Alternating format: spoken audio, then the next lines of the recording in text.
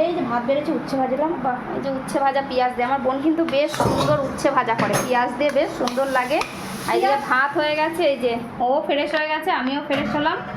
তাও তো ঘেমে গেছিস। হ্যাঁ, উচ্ছে ভাজা দিবি না মানে? গরমে উচ্ছে খাবো না, এটা খাবো না। লঙ্কা ভাজা দেবো? হ্যাঁ দে, দারুণ দারুণ। উচ্ছেটাও খুব সুন্দর ভাজে পেঁয়াজ দিয়ে। পেঁয়াজ দিয়েই ভালো লাগে আমার। হ্যাঁ, আর এইদিকে দেখো, এই যে আর একদম গরমে সিম্পল রান্না বান্না, তাই ওর কত কষ্ট হয়ে গেছে। এই যে এখানে কাতলা মাছ দিয়ে, পটল দিয়ে, ঝিঙে দিয়ে, আলু দিয়ে, পেঁপে দিয়ে।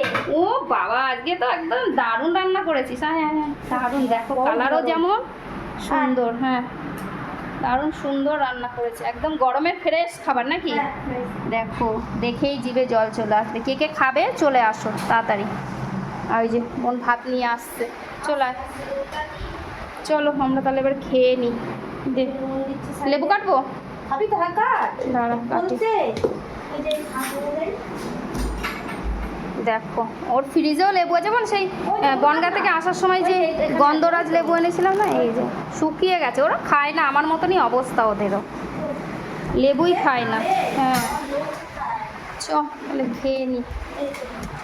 চলো খেয়ে নি, হ্যাঁ, যে যে খাবে চলে আসো। কাট। হ্যাঁ।